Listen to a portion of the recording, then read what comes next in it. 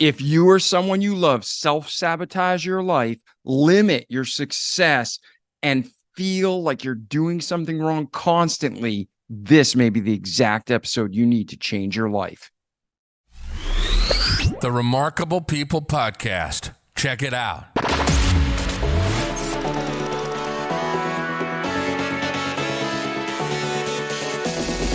The Remarkable People Podcast. Listen, do, repeat for life.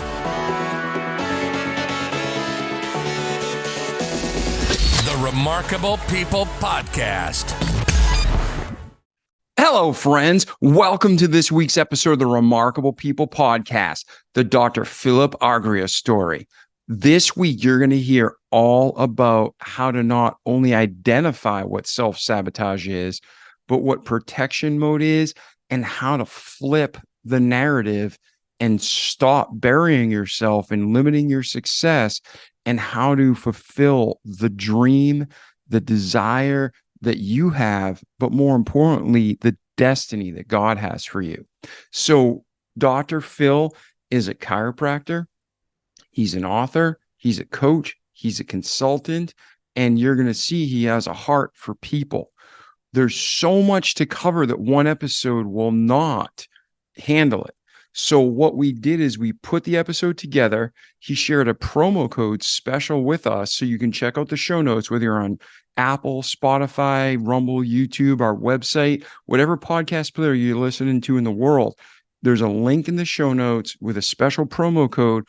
So you get a 12-minute video, another hour video, a free coaching call with Dr. Phil. And that way, if you have trouble like I do, and like millions of people around the world do, there's nothing wrong with you, but Dr. Phil is going to show you how to identify the real root cause of your self-sabotage, and then how to flip it and use it as your superpower and your strength, right? So I'm super excited about this episode. You should be too. Before we transition to that, also, don't forget, our sponsors help support the show. We have an amazing sponsor for season 9 of the podcast, MyPillow. You can go to mypillow.com at any time, use promo code Remarkable, and you're going to get up to 80% off everything you order all the time. So go ahead, check out their website while this episode is releasing. It's the end of November, beginning of December, 2023, and Christmas is coming. Support a great American organization in MyPillow. Every dollar you spend, they send some to the Remarkable People Podcast to support our show, and you're getting great stuff, and you're giving great stuff, and everybody wins. So thank you for listening to our show. I'm so excited you're going to love this episode with Dr. Phil. But when it's over, put an alarm on your phone. Hey, contact Dr. Phil. Check out mypillow.com. That's it. We love you. I'm David Pasqualone. This is our friend, Dr. Phil, and enjoy this power-packed episode for God's glory. Hey, Dr. Phil, how are you today, brother? Great, David, man. It's great to be here. Thank you so much. I'm honored to be here with you. Oh, it's a true honor to have you as a guest. I just told our listeners around the world a little bit about you, but before we go any further into your story and into the awesome content that you're going to bring today, if our listeners hang through this episode and you guarantee them one truth or one principle that you will address and it will benefit them in their life, what is that they can count on in this episode? They can count on that there is just one thing for them to focus on for the rest of their lives in order to rise above any adversity that comes their way. Amen. And then this is specifically in the context of self-sabotage, correct? Yeah. Whatever they're coming, when you have an adversity or some type of challenge coming in, there's always a protective state that you put yourself in. That's one trait that they were born with that's protecting them. And what they're going to learn that there's something that they can do to switch it in order to switch that trait off so they can move forward and impact the world that they really know that they can impact. Yeah, a lot of us, many times, what is it, the saying, the enemy we know is often better than the enemy we don't know. So we try to protect ourselves and stay, even though we don't like where we're at, we try to stay where we're at because the unfamiliar, even subconsciously, is just too hard for us to accept, right? Yeah. And it's, that thing, a lot of times, that one thing that is in front of us isn't really that thing that's bothering us. It's what it represents, the thousands of other things that represent that our subconscious mind is seeing as a foe, not a friend. All right. Well, let's get into this episode. And what we'll do is we'll start off. You've become passionate and an expert at this. How did you get there? Right. So, where some people, they start in their childhood because it's such formative years and it plays into their future. All of us, all of our experiences play into who we are today, the good, bad, the ugly, the pretty ugly, right? But start off chronologically your life and we'll just walk through, ask questions on the way, and then we'll come to where are you today, Dr. Phil, and where are you going? So after you help us, I know you're going to help us and help people break that self-sabotage, or at least get started. Then we're in transition to where you are today and where you're heading, so we can help you get there next. Sound good? Cool. I'm in. Awesome. And just the audience knows, but a quick reminder, if you see me looking at my phone a lot, it's not because I'm not listening to Dr. Phil, it's because I'm taking notes. So Dr. Phil, I forgot to mention that in our pre-call. If you see me looking at my phone, that's why. No worries, man. Where were your origins? Where are you from? What was your upbringing like? Brothers, sisters, aunt, uncles, orphanage? What was Dr. Phil's past like? So I grew up in a family.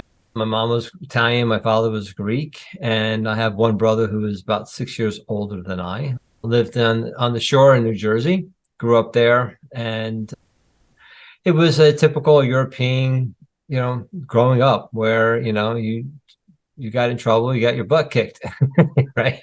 To make sure you keep yourself in line. And so, yeah, it was an interesting childhood. And so going through at the high school, I went to the University of Scranton up in Pennsylvania, and I was interested in becoming a surgeon.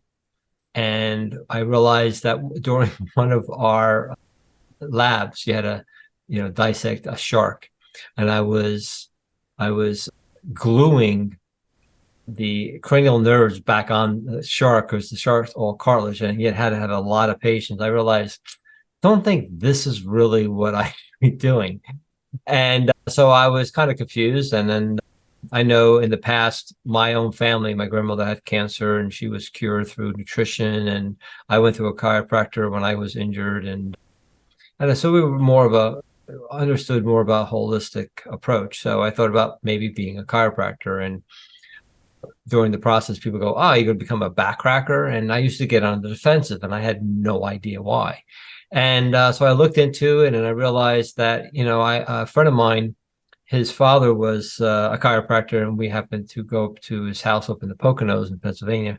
And he kind of asked me what I really want to do. And I told him what my passion was. I like to work with my hands, and, my grandmother was cured and all these other things. And he says, you have a thought process of a chiropractor. So I thought about it and I decided to go to chiropractic school, and did that in St. Louis in Missouri. And from there, that's where I started to really look at things in a much different way. Yeah. And what year was that roughly? Because chiropractic medicine is so valuable, but even today, it's still sometimes people are ignorantly, they don't think it has value. Oh, man, it's back in the 80s, man. So, yeah, it was, I graduated in 1985. And yeah, so, yeah, that was not looked upon that well. But, when I first started into practice, I went out and I just promoted myself. I did things differently. I always looked for new things. I was one of the first persons to have like a massage therapist. I was one of the first guys that had a multidiscipline clinic where I had medical doctors working for me. But my passion was sports. So I was focusing on sports chiropractic, and the athletes really saw a difference in that. And so that's how I built my practice as well. I did from national and international sporting events. And so, you just, after the second year being a practice, I stopped defending my practice, my profession, because, there's always people out there that's not going to show your profession well. So I had to show them the part of me and how passionate I was and how we could help people in different ways. So I went out and I took a lot of different techniques. It wasn't just an adjusting. I did a lot of muscle work. We worked with rehab. I had physical therapy, always trying to build my practice up to being the higher standard than everybody around me, and how I could help more people in a much faster and quicker way. And when you were doing this, what were your parents' reaction? Were they just like, follow your dream? Were they like, what are you doing? Because you were going to go to school to be a surgeon. What was their reaction? My parents tried to talk me out of it. They were like, because back then I had, a little ADHD and I wasn't really focused too well. And I really didn't have a mentor, and I just tried to figure it out on my own. And I said, no, this is what I really want to do. And they supported me. And the first year in college, it was like, Greek and Italian, I was out. I had freedom, and I did not do great. I think I pulled like a 2.8, and they threw me out of pre-med, and I went into a thing called med tech. And I realized, oh, it's time to wake up and grow up. So went to intersession it's called. This was like you can take a couple classes in between the first and second semester. I pulled the 4.0, and then I started pulling 3.6s, 3.8s, and I got really serious about it to show people that, I can do this and go forward. And then I got accepted in chiropractic school in 82 and started my journey there. Yeah. And you saw that on your own, obviously through a little bit of failure, you saw that I need to make a change. What were some of the things, if you remember, that you implemented in your life to say, hey, it's time to be a big boy, put on the big boy pants. This is how we do it. How did you make that switch from almost failing out to getting back up to the 4.0? I didn't want to let my parents down, that they were right. Right. And it just showed that I just didn't want to be looked as a failure to my peers and everybody else. And it was humbling. And yeah, I took that negative and I turned it into a positive. And that's where I think at that moment, something switched within me saying, this is your destiny. If you don't go through this, then you're not going to go and be where you need to be. So, it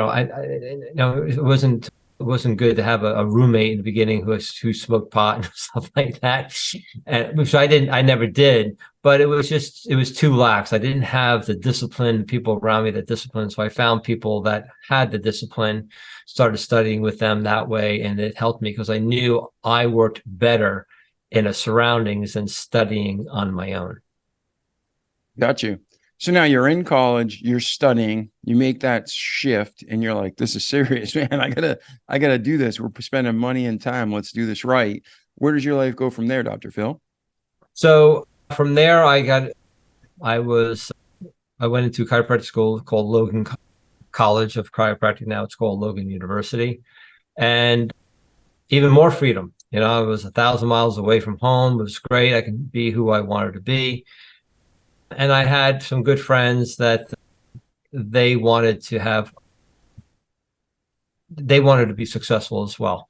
So during that process, during the chiropractic situation, the experience, I was able to really focus on my studies and do well in that area. And near the end, we actually created a sports. It was called the Red Badge, which means you had an expertise in something. And we created a sports medicine Red Badge, and we created all the curriculum for that, and it's still there. So when I got out of chiropractic school, I went to Peoria, Illinois, which was it's an interesting experience. It wasn't that great, but I got myself there I practiced there with somebody for about a year, and then said, I'm going back home and just starting my own practice. And that's what I did. Before that, I hired a management company for 6 months to show me how to have a successful practice, and I followed exactly what they told me what to do. And as soon as I started, I was successful my first month, and I started to continue doing that. And from there, I went from 850 square foot clinic to 1,700 square foot clinic to a 3,000 square foot clinic over like 3 or 4 years. Yeah, that's great growth. That's amazing. So you made a point that you bought into a program, you listened to what they had to say, but then you applied it, right? Yeah. Talk to our audience about, because this ties into what you're doing today. How important was it? Like, if you did your own thing, let's say based on your experience at that age, you would have done X, or, you had other people telling you to do Y and they're telling you to do Z. How important was that mentoring and coaching? I always tell people a good mentor will take 10 years off your learning. Right? If you're stuck and you can't get through something and you don't know how to do it, instead of trying to, buy a little this and buy a little program here, and I'll try this on my own, just follow the person that has already achieved the success that you want. I think Tony Robbins said that a long time ago, was mirror the person that was successful. That's why I don't believe in college unless you need a certification and a license, because I think there was stats a long time ago, it was like 80% of the people who actually went to college are not doing what they went to school for. If you found a really good mentor in that field, do exactly what they do and you'll be successful compared to trying to figuring it out or getting in a job that you hate. So, I've always believed in that and made sure that I would follow the best. And sometimes, what you consider the best isn't the best. And if you have to experience it, you have to experience it. But you could continue to learn. You keep on the evolution path, right? Because when you evolve, you have to dissolve at the same time, right? So either way, if you're not evolving, you're dissolving. And if you're not dissolving, you're evolving. So you always have to realize you're always in that growth and contraction bit. And are you doing this compared to constantly being the same routine over and over again in that hamster wheel? So now you're listening to this coach, you have your own practice, you're growing rapidly. That's amazing growth. Where does your life go from there? A brick wall. So when I started, because I always wanted to expand and help as many people as I could with different modalities. And I hired what I thought was the best consultant in the country. He had touted that he had over 800 clinics and showing how chiropractors move into a medical establishment where then they can hire medical doctors and expand their practices. So I hired the guy. Well, I think it was about 2 years later, I get a knock on the door and I'm sitting in my office. It happened to be a break, and I get a call from my front desk say, the chiropractic and the medical board are here and they want to see files. And I went, what are you talking about? So I went out there and I'm like, what's going on? I have no idea what you're doing. So they had gotten some type of tip or whatever. I was like, go ahead, go in. I have nothing to hide. Go for it. I had nothing to do. Afterwards, I get a lawsuit against me that saying that my practice is a scam, a sham, and that 3 things are going to happen to me. I'm going to go to jail because of fraud. I'm going to have to pay back 3 times of what I was given by the insurance company, and I was going to lose my chiropractic license. And I freaked out because I always follow the letter of the law and make sure everything was fine.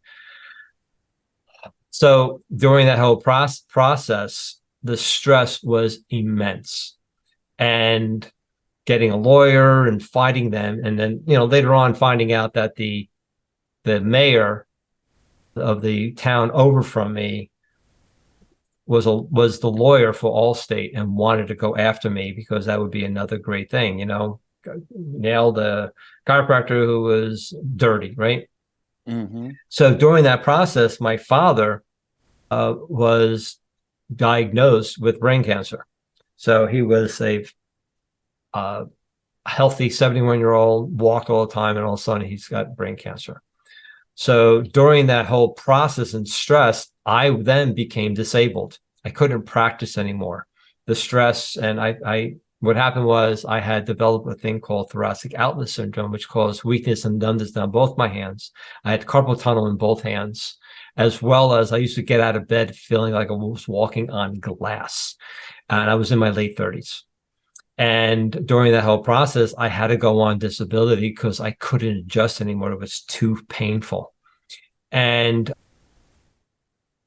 so, oh no, I'm sorry. Before that, I was, because of other, that end of it, 7 months later, my father had passed away. And because I was focusing all on him and everything else, I was going to different places, different doctors. I left my practice to another chiropractor, my office manager, and my practice died. So now I'm trying to revive that along with everything else. And during the process, they finally realized that I did nothing wrong. Nothing ever happened to my chiropractic license. Everything was fine.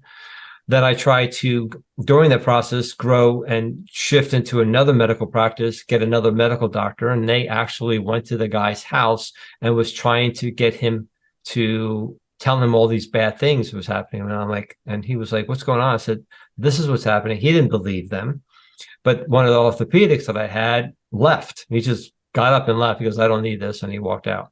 So everything I tried to do, they were consistently causing me many problems and many heartaches. And I was losing staff and losing money. And it was not a great situation.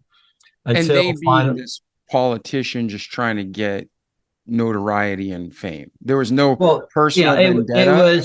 It was back then, it was showing that how we set it up. So back to the consultant and the lawyer that he had, how they set it up, even though it was legal, it didn't smell right. So they went after us. They just did not, the medical facility, the medical board did not want chiropractors to have anything to do with medical doctors. Okay. It was the consistency and thing in New Jersey. It's one of the horrible states. But anyway, so during this whole process, I finally nixed the medical thing. I just went into physical therapy and rehab, started getting that going and shifted everything, and just was tenacity of just, I'm going to win this. I'm going to keep on going. I'm not going to let this get to me.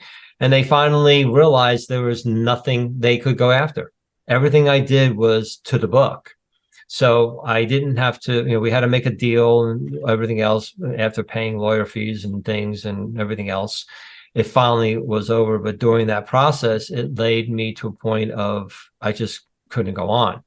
And in 2001, I had to close my practice. I actually closed my door. I couldn't practice anymore. And I remember closing and locking my door. And it was February, it was a cold day, walking to my car and going, now what? All these years, it was 15 years. It was like one of my daughters dying, right? It was just like, it was my baby. So it was kind of, now what? So I started a shift going, okay, what do I do? And I know how to build a practice. So I started to consult with other different chiros to help them and all this. And then went through some other different things. It's kind of like that whole time period kind of is like melded into vagueness of PTSD and all this other stuff. And then throughout the whole process, so I went through a very horrific divorce. One of my daughters almost committed suicide. They had said that if my ex didn't come home 10 minutes later, she would have died. Went through financial ruin, just trying to figure all this out, lost the practice. And finally, after 4.5 years, got myself start back practicing again. Through the work I was able to discover, because I was like, okay, I have this thing that I discovered. Maybe this is what I'm supposed to do, where I now need to focus 100% on this to see what this is all about. So over those years, I was still figuring out. I was able to get back practicing again, and started to lead myself into going to different places and working at different areas of 5 different locations I practiced, trying to get things moving in order to get my life back together. So it took a long time trying to get things together, because life just kept on hitting me one thing right after another, right after another. And looking back on it, it was in order for me to discover new things. So I had a great line where I said, I wonder what gift I'm getting in this time. And I would say sometimes 1,000 times, I wonder what gift I'm getting. I wonder what gift I'm getting. I wonder what gift I'm getting. And it would then one day reveal itself. And I was able to then move forward and grow and evolve through this whole process. Yeah, I think that's really important because what you said, it wasn't one bad day. It wasn't just a few bad days. It wasn't even a few bad months. You had hardship after hardship, personal, professional, for about how long? How many years total? Couple decades. Couple So, decades. yeah, it was probably started around late 90s. So it was about 15 years. It's just one thing after another. And it was or even more. Like I said, it gets so kind of into one thing that my mind actually shuts down when I think about it, because it's just like, all right, there's no need to go there anymore. Let's just move forward and go from there. So but it all enabled me to discover what I discovered and help so many people, because there's really not too many things people have gone through that I didn't go through, that I couldn't relate to, that I couldn't help them with, and give them and say, well, I went through this, this, and this. I fully understand where you're at. I'm not only book smart, I've been there. And a lot of people want to work with people who've been there because they understand it. They understand the emotions, what they went through, and the person can just look at them, going, "Okay, great. Do you still want to continue being in the victim mode? Or you want to be a victor? This is how we help people to go from victim to victor. Are you ready to do this?" And that's why we never allow anybody into our program unless they have three things: they're committed, they're coachable, and they're resourceful. If they don't have those, then there's really nothing we can do until they do that. And not because we're trying to be mean, but we don't want to waste their time or their money or anything else like that. Yeah, no, that's great because you don't want to set somebody up for failure. I think people don't realize in business, there's just as many businesses that go out of business for hyper growth as there are for people who don't have clients. Yeah. So it's a real thing. Before we move on into what you learned from that and what was created out of it, not maybe looking at, because I don't want you to get, sad, depressed, distracted. Oh, shut down. no, I will not. I don't get depressed over it. I just neutralize it. No big deal. Yeah. But thinking about the past, when you're in that, there's stories in the Bible where people aren't right with God, so consequences happen. There's other people who are totally right with God, and terrible things happen, like Joseph. He didn't just have a bad month. It was years, like 30 plus years of just hardship after hardship, but all things work together for good to them that love God. And it always turns out. And you said the very same thing. You don't want to go back and relive that maybe, but you learned so much from it. And what am I learning today? And who am I becoming? Right. Yeah. Like Joseph could not be the emperor, right? The story is if he could never, the story, if I remember correctly, a long, long time, is that he became a slave and then he became a master. He was the secondhand guy to his master, right? Everything's going great. Yeah. And then his wife tries to seduce him, and then he says no. She gets mad. Now he's thrown into prison. Now he runs the prison.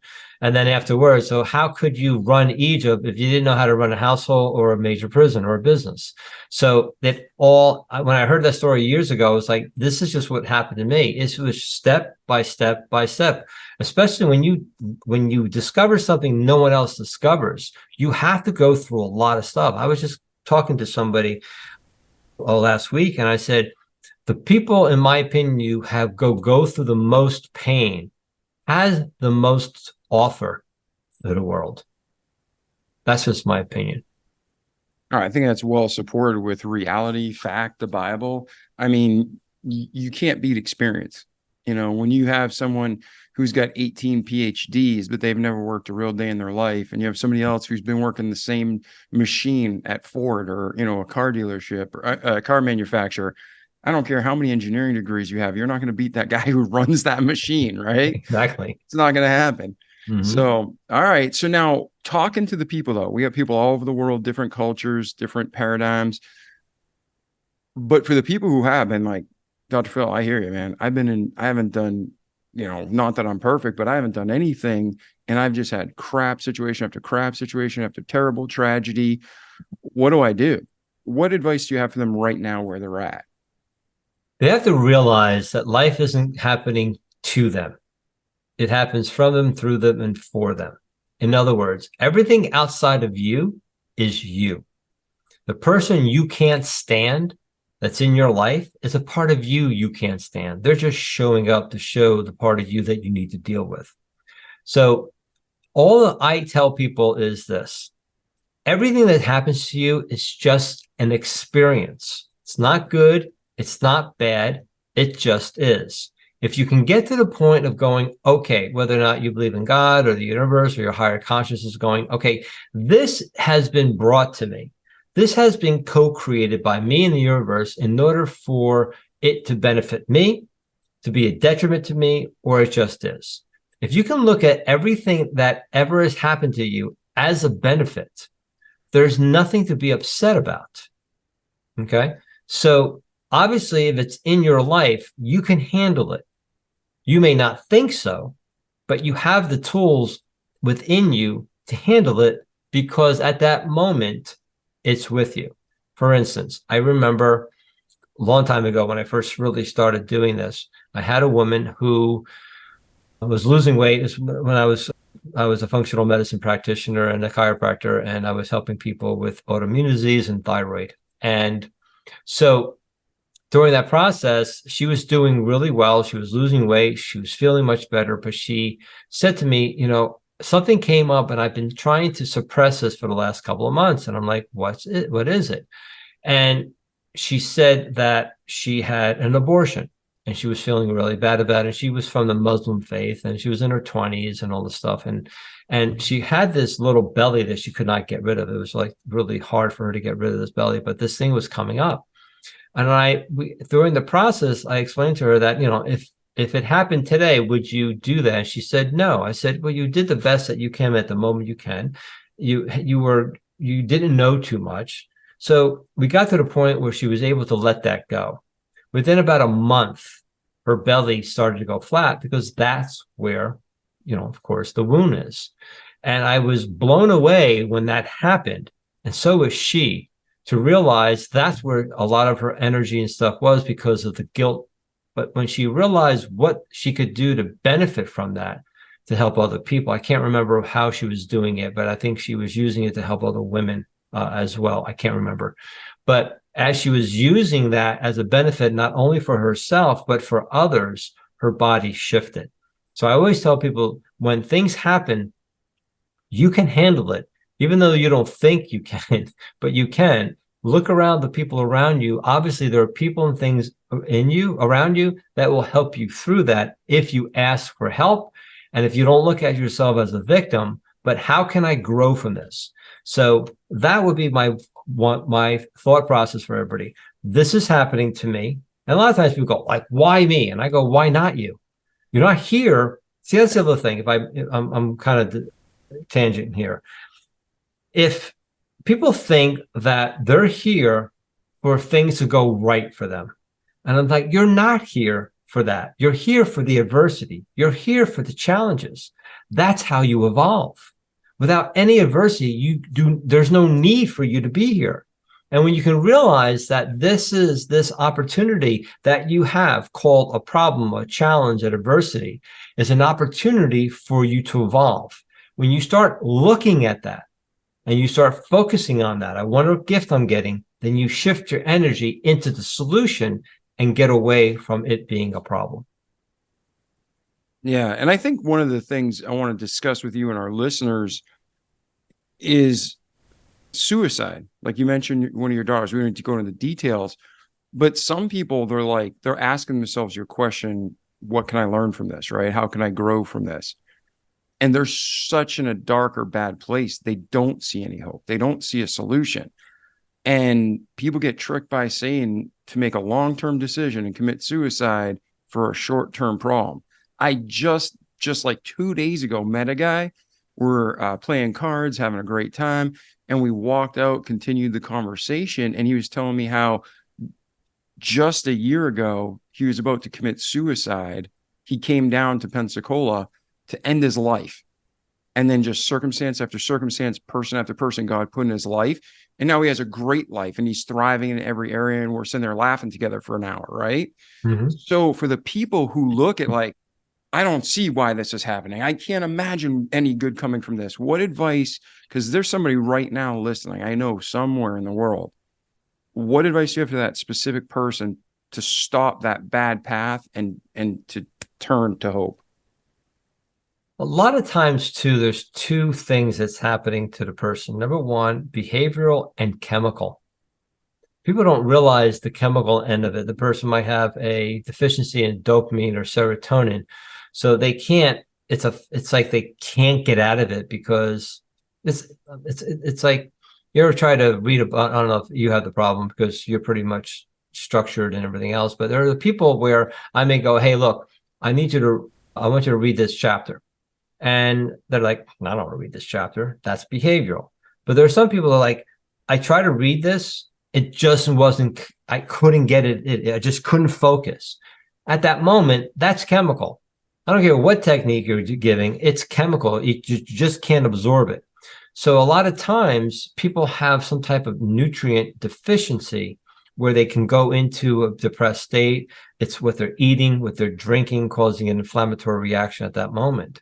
So a lot of times is at that moment, if they're in that dark state, you just got to reach out for help. It's not that you are weak. The strong person reaches out for help. The weak person doesn't, right? It's easier just to lay there and do whatever compared to asking for help, because in their mind, in my opinion, and I'm not saying this is for everybody. I'm not a psychiatrist or psychologist. I'm just saying is at that moment, it's easier to not ask for help than to do it, because in their mind, asking for help is more painful than doing nothing. Yeah. I don't know if that inspired anybody, but that's just what came to me. I don't know if that that's helpful.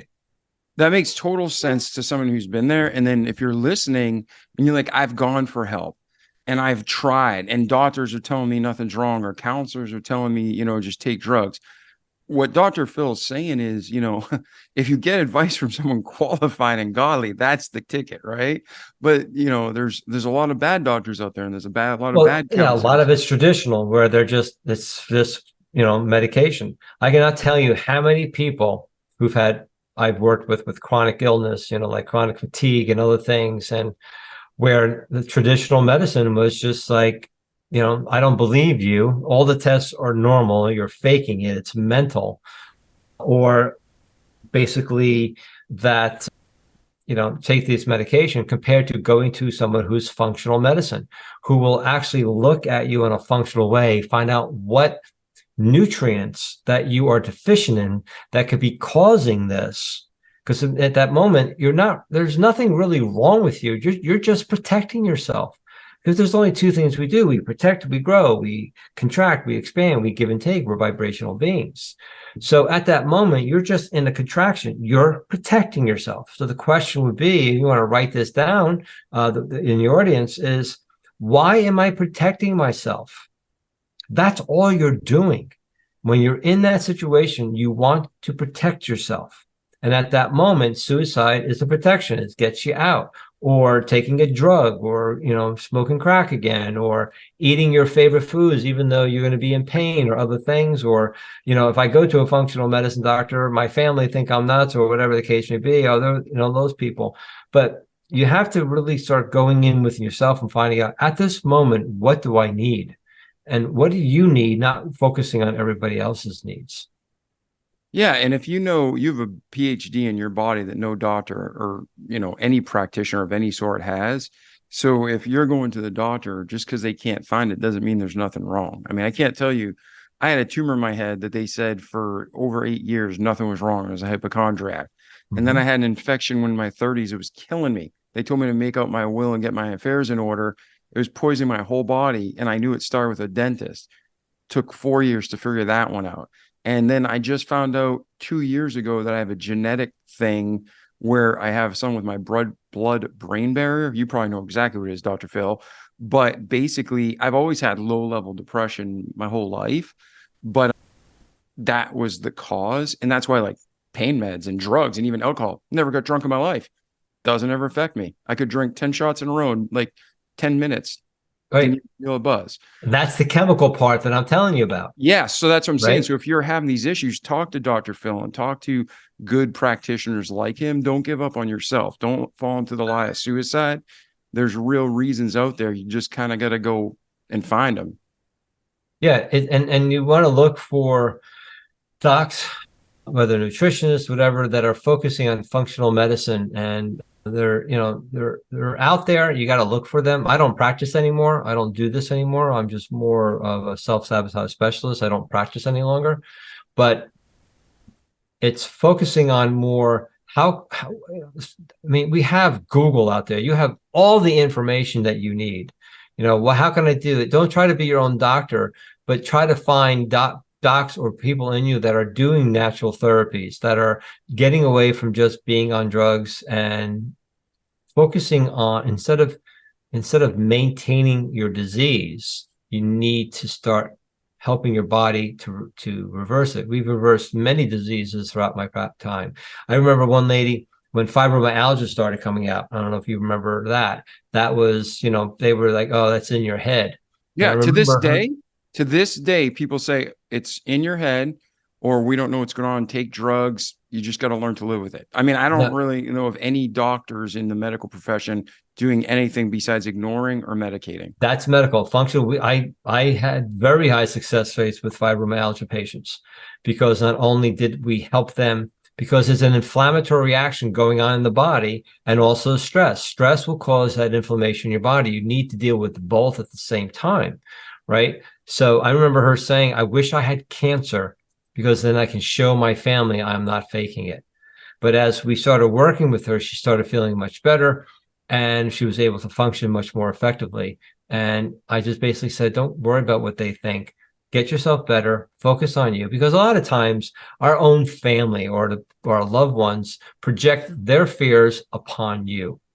You're going to do what? You're going to go in your own business? Oh, I wouldn't do that. I wouldn't do that. Yeah, you wouldn't do that because you can't, you're not creative. You wouldn't take risk. Or, oh, when are you going to stop this nonsense and get a real job, right? I don't know if anybody out there has ever heard that one before. So you just got to never give a goal of what you're looking for to somebody who will never unconditionally support you. Now, unconditional doesn't mean, yeah, go for it and, lose all your money. It's called, okay, great, I support you, but do you have a mentor? Or what's your plan? Do you have it, or are you just going in, winging it, and thinking you deal with it? So there's that difference between, supportive and, taking too many risks. But you got to go with what you and God and what's inside you is saying, but finding people that will support you in that, and don't feel that you're doing it alone. Yeah. Okay. So getting back on to the story and kind of re-guiding, that was my derailing, but I think that helped. So thank you. Your practice is attacked. You finally prove, it's not you, but then at the same time, you're exhausted. You're like, I'm going a different direction with my business, and I'm going to try something new. Where does your life go from there, Dr. Phil? So during the process, things just started coming to me at night. During the day, I would watch TV and something would spark, and I would start writing and downstairs banging on my computer and just starting to develop this survival trait that we're born with, and this whole blueprint that I was working on. And so I sold my practice, and I started working for this one practice, and got to a point after a couple of years, it was time to leave them. And because of a restricted covenant, I couldn't practice where I wanted to be. I had to go to other different places. And finally, after about 5 years, I finally opened up my own practice again and started practicing there. And then I really started, the consulting started to take off. People were really making major breakthroughs because I started working with chronically ill patients, because I was chronically ill, and I was taking a lot of different studies to become a functional medicine practitioner. But I was using my work along with what I was doing, and I was doing really well. And then all of a sudden, my business owners who were my patients were making major breakthroughs in their business, and I never thought about using my discovery in business. So I started working with them. I started getting referrals all around the world.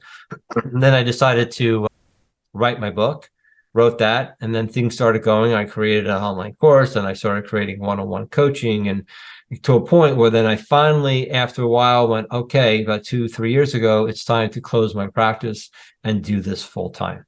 So I didn't just fully just go into coaching and stop my practice. I slowly stopped seeing new patients and started to letting go of my patients until I was able to fully support myself as in being a self-sabotage specialist and a business consultant, and haven't practiced since.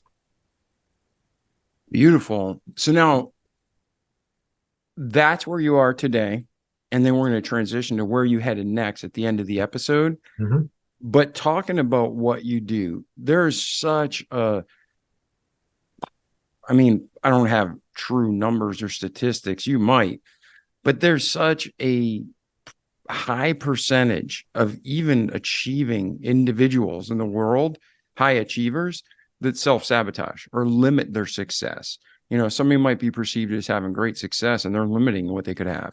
Or there's someone who's working at a career they hate, or they're making minimum wage and they have so much potential. It's oozing out of them. Everybody sees it but them, right? So what does your talk about your program, what it is, what it does, who it's for, and how it can help these people just struggling with self-sabotage? So one of the things that really shifted me is, I remember I woke up middle of the night. It was pitch dark. It was like someone get infused like 5 Red Bulls in me. You know, it was like, and I was like, I can clean my house not once, but twice in an hour. Right. So I was like, all right, I'm up. So I go in and I sit down at my desk and I open up my drawer and I find my old goals from 5 years prior. I was all excited. I was like, yeah, all right, I'm going to see what I did. And I went through each and every one of them. And at the end, I didn't accomplish one damn thing. I was like, what is this? I was like, are you kidding me? I said, what's wrong with me? And when you're sitting in the dark and silence for a while, it's just something inside just kind of said to me, said, they're not telling that they're not. Okay, what did I say? It basically said, you're not being taught something. That was it. You're not being taught something. And from there on, I started to follow this whole path of trying to understand where my soul was shifting me, right? Kind of shifted into this. And during that whole process, I was able to discover a survival trait that we're born with. And we call it the inborn sabotage trait. It doesn't undermine us, but it actually protects us from the very success that we seek, because that success subconsciously is more painful as what we need to do to get there, and as we get there to sustain it. So our subconscious mind is saying this is too painful, so we then go into our ineffective behavior, so we never get to that. So when I first found it, I was like, this is too simple. There's no way. So I went out to try to disprove it. And over 30 years, researching thousands upon thousands of people, not only was I able to prove it, I found a way to switch it off instantly, and it works 100% of the time. Now, I'm from New Jersey. You tell me this works 100% of the time, I'm going to say BS. Okay. So I knew that, and my reputation being very important. So I went out to try to disprove that. And to this day, no one's ever disproved that when you use your antidote, it is impossible to sabotage your business or your personal life. So I was able to use this to help so many business owners, executives, and entrepreneurs and salespeople, to really help them to understand that there's nothing wrong with them. They're not being successful, not because they're an idiot or all the other 100 words they say to themselves. They're just in protection. That's it. It is that simple. So it's okay to be in protection. That's cool, right? You have to have protection. So I always say to people, like, I don't care. You go into the corner, lay down in a fetal position, suck your thumb with your pillow. I'm good with that. But the question is because that's all you are doing, you're protecting yourself. But at that moment, you're just protecting yourself. That's it. So the question is not that you're doing it. The question is, how long are you going to do it?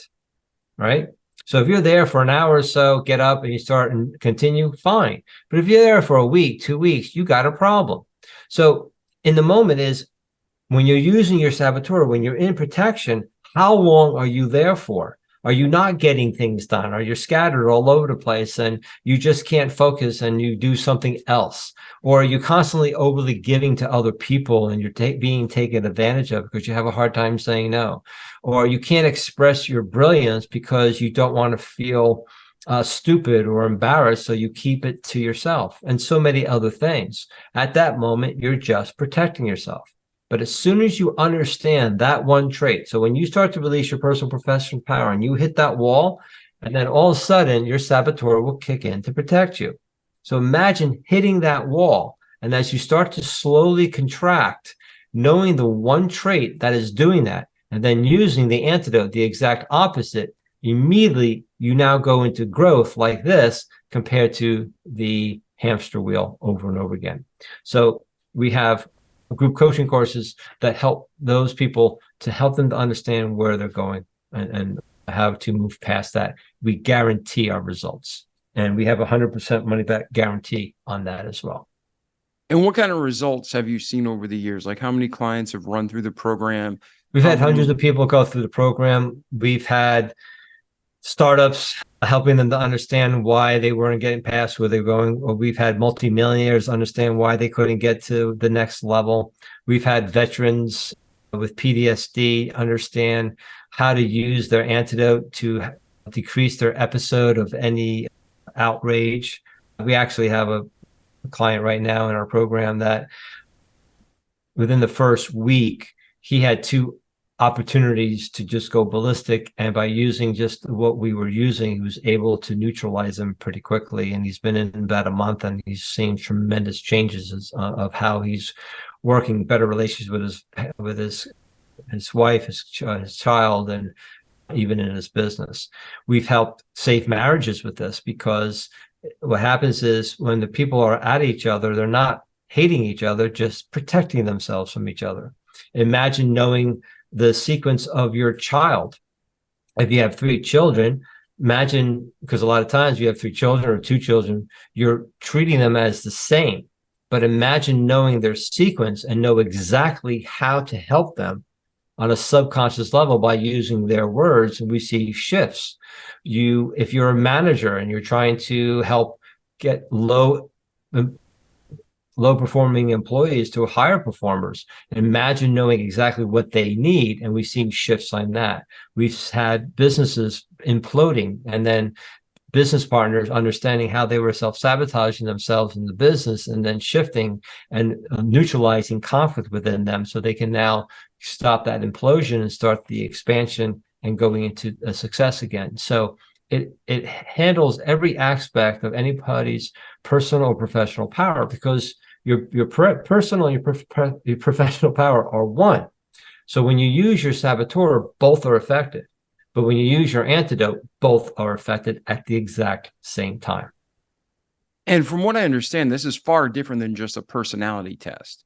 Yeah, this is different than DISC and Myers-Briggs and everything else, because you have to take theirs every 2 years, twice a year or whatever, because it shifts. This never shifts. You are born with this sequence, and we're the only ones that actually give a solution. So when you understand this is what I do, okay, what do I do now? You just do this one thing. So the analogy I give is this. You ever see the domino masters? They push the one domino and it goes, right? And the last one hits. And let's say fun. Right. And let's say balloons are released. Well, what's the last thing you see? The balloons. Mm-hmm. So what do? We take our coping methods and do what? We put them on the balloons, not the one domino. Right? Is it easier to hold down all the balloons and stop pushing the domino? That domino is your saboteur that creates every negative emotion that you experience. This one thing creates every negative emotion. We prove that to you. And then when you push this, you go down the road of frustration. But when you use the antidote, the exact opposite, you go down the road of motivation and inspiration and growth instantaneously, 100% of the time, guaranteed, never fails. And I know it sounds too good to be true. Because I remember a marketer one time said, you should say like 95%, 97%. It's more believable. And I said, why do I want to lie to these people? This is what it works. It works 100% of the time. I fired them or I let them go, but I'm like, I'm not lying. And skeptics are my best clients because they don't expect anything. And when they do it, then they get these results. They say, oh my goodness, it's amazing. And we've had people 10x to 350 times X their business because now they understand the one thing that they do that helps, that doesn't allow them to expand and evolve in their business or their personal lives. Yeah, that's beautiful. Yeah. And I always notice, like, I don't care if I don't want to pick on any kind of personality test, but they're all the same thing wrapped in a different paper, or they go from 4 to a subdivision of 16. They're like, there's value in these tests, but they're more for fun and kind of getting to know yourself and knowing others. Yeah. But I never experienced or witnessed anybody experience a life-changing event from taking a personality test. So everybody makes a major breakthrough the first or second week when they go through our program, because there's really there's really 6 sequences of human behavior. So there's really only 6 people in the world. So once I know your sequence, I can tell you everything about you and never meet you. I can ask, you've had a significant other, I can ask you everything about them and tell you everything about them and never meet them. And then I'll tell you how you two interact and never ask you a question, because we have it down to a science of how each sequence works with each other. So many times when we're in our group coaching, people go, I'm having difficulty with this client or my significant other or my ex or whatever. And I go, okay, we figure out their sequence, and then I tell them exactly what to do based on their antidote and their sequence to the other person's. And they come back going, it worked like a charm. And I never met the person. As long as I know their sequence, I can tell people exactly what to do to neutralize conflict. Yeah. And you have a great video we're going to tell our listeners about. You got a free offer. They can, use a promo code. We'll put in the show notes. Mm-hmm. They can check out a free class. I think it's only like 12 minutes. Then you have an hour video that explains the program in more detail. And then they can have a personal coaching session with you, all for free, just by using that promo code. So we'll put that in the show notes, talk about at the end of the episode. Yeah. But for you, and there's 6 types, and this is all easy peasy for you. Other people are sitting here like, yeah, that's going to work for everybody, but it won't work for me. Like, it's just I'm going to throw money at the wall. It's another person making me promises. Mm-hmm. You offer a 2-week money back guarantee, right? Yeah. We tell them after the second week, if you feel this is not right for you, you get 100% of your money back. But no one ever asks for the money back because it always works. People see major shifts. And like I said, I've been taken too many times. I've had courses that promised me this and this and that, and never had a guarantee. So I've lost a lot of money with a lot of different courses. So I wanted to put in to make sure that, and that's why it took me a while to actually create a group coaching course, because in my one-on-ones, I did guarantee my results and I was doing well with it. And I wanted to do a group coach. And I was like, I need to have that result. And then after creating this and then seeing the results and people getting the results that I'm looking for. So not everybody becomes a candidate for our program. So we go through a process to make sure that they are a good candidate. If they're not, then we'll, suggest maybe another course or my book or something else they can start out with. But if they are a candidate, then we know that they're going to be successful, because we've already can guarantee them certain things that we're asking them and go, this, and this, we can guarantee that you'll see why this happens, how to shift it and move forward. So that's what we do on our calls. Awesome. And then if we were to give the audience like something they can do right now at home, kind of like an exercise, something for them to help start the process, a catalyst, is there anything, I know I'm catching you off guard with this, but is there anything that you'd recommend that people listening at home, maybe they're afraid to reach out, even check out the link on the website, right? What can they do to kind of start thinking in the right direction, to seeing that this really is a very simple process, but it's made to look impossible. I always say that when you're ready, information comes to you to take advantage of two things. Number one, are you on this podcast? Or I'm on this podcast, right? I'm on this podcast and they're listening in. So the question is this an opportunity for me to shift into the new me, or I'm not listening and I'm going into the old me, and I have to realize, why am I doing this? And what happens is when I talk with people and they are just like, it sounds, and they start having all this other resistance, I tell them, that's your saboteur stopping you. The saboteur is actually right now stopping you because you're protecting yourself from me at this moment. And they're like, really? I said, yeah, that one thing that you just went over, all this stuff that's been happening to you, you can't get this. And I'm guaranteeing you that you'll understand how to do this or your money back, that you have nothing to lose, right? Except for a couple of weeks. And they're still hesitant. I said, that's your saboteur. It's still deeper. This is stopping opportunities in your life. And people will sit there and go, yeah, I have. Or you're doing this because you're focusing on other people. And what can I use that money to help others? Or whatever the case may be. But at that moment, they are protecting themselves. So when you are hesitant with something, the question is write this sentence down.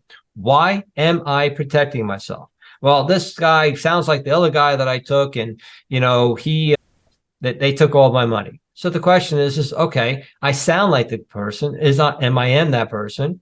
And what are the differences? How can you see the difference between, and it's just not about me, it's about anybody else that you take. Other business owners have taken courses that they've gotten screwed over, right? Or what are you making sure that they are hitting everything that you want? So I don't know if I'm making sense or not, but I'm just trying to help them to understand that when you don't do anything, you're in protection. Imagine knowing that one thing for the rest of your life, so you can make a good decision and not a decision based on fear, right? So if anything, the thing that you can start immediately is ask, why am I protecting myself from this person, taking this course, buying this car, working out, whatever the thing, taking an app and how to start working out. Why am I protecting myself that I don't want to do this? What is the worst that can happen? When you ask, what is the worst that can happen? And a lot of times people say nothing. And I go, no. There would be, because if there's nothing worse that can happen, you would be saying yes to this. What's the worst that can happen? And the question is it possible or is it on probability? For instance, a lot of people go on possibility. This can happen. Yes. Is it possible? Absolutely. But what's the probability of it happening? And then when they ask the question of what's the probability, and if it's like, well, 10%. So let's focus on the 90% of it not happening compared to the 100% of possible that it can happen. But it can only be probable of 10%. So I'm going to take the 90 to 10 risk, and it's a calculator risk. Does that answer your question? Or for some reason, I'm telling myself I'm... No. You're doing excellent. This is great information. I was just saying, like, our show is really like kind of practical steps of like, what can they do at home to start the process? But I know going to your website and the link that starts the process. But for the people who have just been burned so many times and they don't believe and they don't fully understand, even like we talked about protection, right? Mm-hmm. You and I have had conversations, and I've heard you on other podcasts. So let's dig into protection. What you're basically talking about is this: someone has success and they don't even realize, but they stop their progress. They stop their success because somehow in their brain or their mind, success equals pain, and they don't even realize it. So they're protecting themselves, but they're really hurting themselves. So who are some of the people, like the more common symptoms? Like you mentioned, not going to the gym. Somebody might actually want to go to the gym. let me go down a little deeper now that it's sparking a little thought process. There are three basic reasons why we sabotage ourselves. Okay, this is what I was able to come up with. The first one is that you had success and then you lost it. So that if you ever get to that success again and lose it, it's more painful. So you never get to that point. So number one, ask yourself, what success did I have in the past that I lost? So even in a heartbreak, you marry somebody, whatever, and the person broke your heart. So you never find that other person again because you never want your heart broken again. Right. So same thing with business, same thing with your personal life. So the question is, I had a guy one time, he had told me that he had this $10 million idea that he shelved. And I said to him, when did you lose your first million? He goes, how'd you know that? So if I had a $10 million idea, I wouldn't be shelving it. He goes, well, yeah, I lost, and I was on the couch of a friend of mine for a year, and I finally got myself back going, and I finally made my business grow. And I said, okay, when did you lose your second million? He goes, how'd you know that? I said, the same reason. So he said that he made an investment and it caused another problem. I said, can you see that if you ever reached your $10 million thought process, you would have 10 times more the pain? Because if you ever lost it, it would be more painful. And he just stopped. He was like, what? I never thought of it that way. And then during the process, he was able to start focusing on his $10 million idea again, because he never realized what stopped him was the pain previously. And when he understood his sequence and he understood his saboteur, he realized this one thing has been stopping me for all my life to having the impact that I can make on the world. The second thing is I got to do what's necessary to get to that success. I got to listen to this podcast and listen to other people to get different ideas. I got to go back to school. I might have to take this guy's course. I have to read a book. You know what? There's a great new episode on Netflix. I'm going to binge watch that. And afterwards, I promise I'll start this, which is never going to happen. So the actual process of getting successful is painful. So they never start, or they stop during the process. The third one is more pain, more success equals more pain. More success equals more pain. So a lot of times business owners will go, all I need to do is figure this out. And I just want to market. And I just need more people. And I go, no, you don't. I said, that's the last thing you need, because you don't have enough structure. You don't have enough automation. You don't have enough stuff in there to support new things. Because if you ever doubled your business, you'd have double to quadruple more pain. You'll never see your family. So again, that doubling or increasing your success will cause you to not do that and sabotage yourself. So those are the three reasons, the basic reasons why we self-sabotage. Yeah. And I think a lot of people listening are going to be like, oh, like, whoa, light bulb. I think you just connected some dots with our listeners. I know you do with me. So let's do this. Between your birth and today, Dr. Phil, is there anything we missed in your life story before we transition to where Dr. Phil is today and where are you heading, so we can help you get to your next goal? No, that's pretty much in a nutshell for 62 years what I went through. So yeah, no, I understand we could be here for days and not get through a lifetime of a human, but I just meant like anything significant. No, I know. I said enough that I was able to. Those are the majority of things that my accomplishments and the events that caused me to have even more accomplishments, which were my adversities. Beautiful. And we kind of talked about this. Talk about, where are you at today? Where are you heading? How can a listener get a hold of you and reach out and continue the conversation? Yeah, so our focus is now, we shifted into this great new group coaching course that we have, where there's one-on-ones with me, and they have 3 days a week they can come on to coach group coaching, and they have this family community. It's working so well. And our next focus is to scale that into to helping more and more people than we have. And then from there, we are focusing, or the Army at this moment is talking to us to taking some of my work to help veterans and as well. So we're shifting into our courses to help PTSD and our veterans so they can understand where they're going. And then we have other different courses, our next levels, to help people in their businesses as well. So the next goal is to do that, but then also offering people that are not business owners, executives, entrepreneurs, and salespeople through my book. They can get that, looking at to writing another book as well, and maybe some other. We have another online course called Rise Above Adversity that gives techniques and other things to help people to rise above adversity. But when we talk to people, we always give them what we think they need at that moment. So that's where we're going. Our goal is to help millions of people, and that's our focus. So it's been 2-3 years full force on this, and so far helping the thousands of people we have.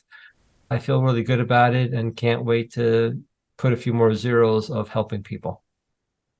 Yeah, and that's exciting to hear that the military may, hire you to put together a curriculum and work with their men and women, because that is phenomenal. Because we have these patriots who need help, and it would be great to give them real help that's a solution, dig into the core and correcting it instead of just medicating them with drugs that only cause more issues. So I'll be praying that comes through for you guys. Oh, thank you. And then, yeah, ladies and gentlemen, we'll put a link in the show notes, whether you're on Apple, Spotify, the website, whether you're on Rumble or YouTube. Check out the show notes. We'll put a link to Dr. Phil's website. We'll put a link to his program and the free offer. We'll put a link to the book. And then if you have any questions, you'll be able to go through his website, I take it. Is that the best way to reach you, Dr. Phil? Yeah. Yeah, the website. Well, this is not the website. The website, you'll put that in the notes. It's transcendnow.biz. They can look at that. They can also access the masterclass within that. They can access the book. So the website would be for them.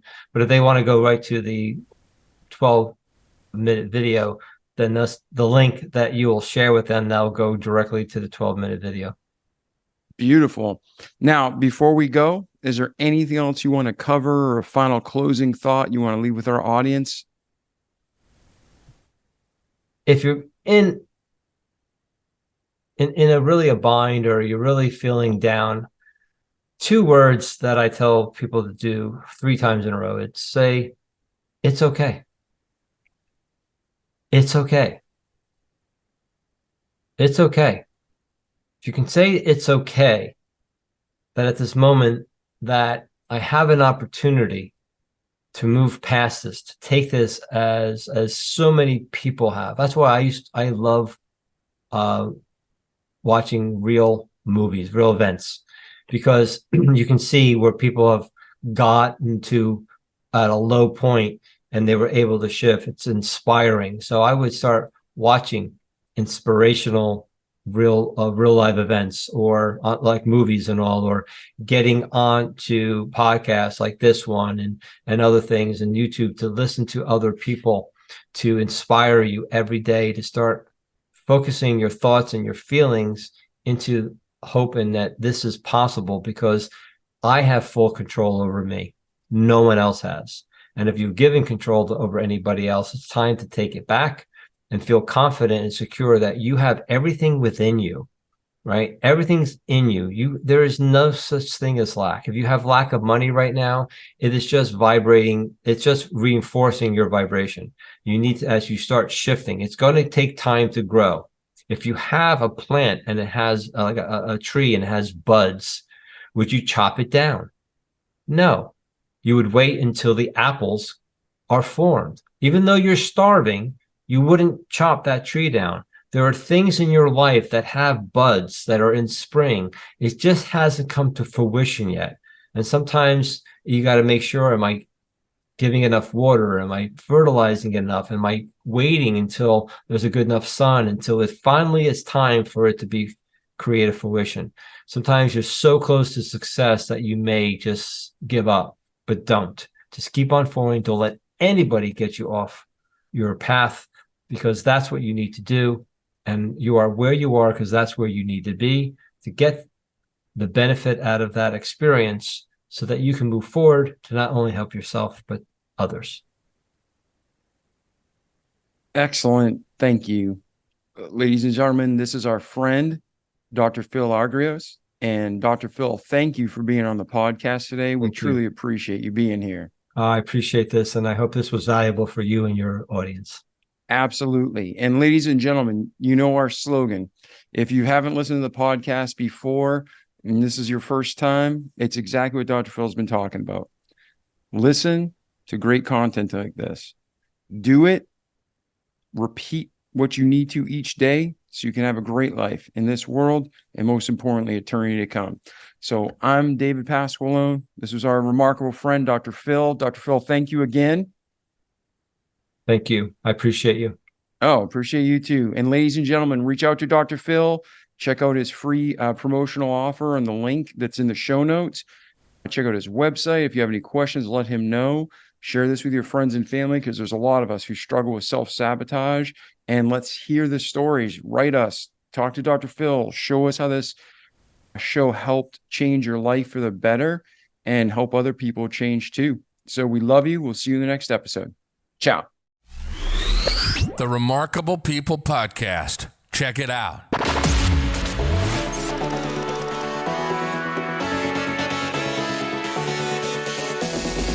The Remarkable People Podcast. Listen, do, repeat. For life.